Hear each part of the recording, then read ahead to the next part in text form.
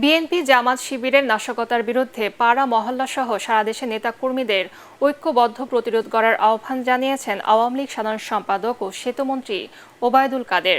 রাজধানীতে অসহায়দের মাঝে খাবার বিতরণ অনুষ্ঠানে তিনি বলেন, দেশ আজ দুর্বৃত্তদের দ্বারা আক্রান্ত, এখন আর আওয়ামী লীগ নীরব দর্শকের ভূমিকা পালন করবে না। বিস্তারিত আপেল মাহমুদের রিপোর্টে। কোটা আন্দোলনকে কেন্দ্র করে কয়েকদিন ধরে চলা নাশকতার পর প্রথমবারের মতো রাজধানীর শ্যামলীতে রাজনৈতিক কর্মসূচিতে অংশ নেন আওয়ামী লীগ সাধারণ সম্পাদক ওবায়দুল কাদের। সেতু ভবন সহ বিভিন্ন সরকারি স্থাপনায় চালানো নাশকতার চিত্র তুলে ধরেন তিনি। সারা দেশে ধ্বংসযজ্ঞের জন্য বিএনপি জামাত শিবিরকে দায়ী করেন আওয়ামী লীগ সাধারণ সম্পাদক। আগুন সন্ত্রাস বিএনপি জামাতের এই তাণ্ডবের বিরুদ্ধে ঐক্যবদ্ধ প্রতিরোধের কোনো বিকল্প। প্রিয় ভাই এবং বোনেরা, প্রস্তুত থাকুন।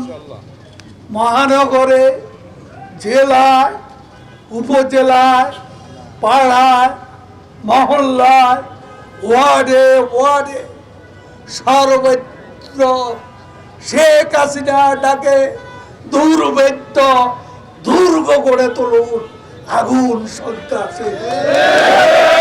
অন্যদিকে মোহাম্মদপুরে অসহায়দের মাঝে খাবার বিতরণ কর্মসূচিতে অংশ নিয়ে দলের সভাপতিমণ্ডলীর আরেক সদস্য জাহাঙ্গীর কবির নানক অভিযোগ করেন, নাশকতা চলাকালে বাংলাদেশের বিরুদ্ধে ১৮৫টি দেশে বার্তা পাঠিয়েছেন ডক্টর মোহাম্মদ ইউনূস। অধ্যাপক ইউনূস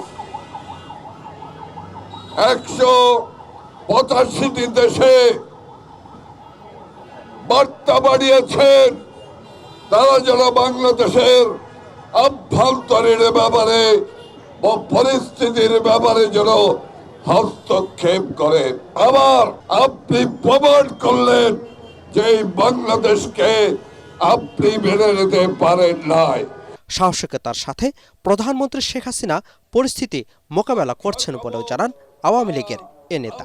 তিনি প্রমাণ করেছেন। Apple Mahmud, ATN Bangla, Dhaka.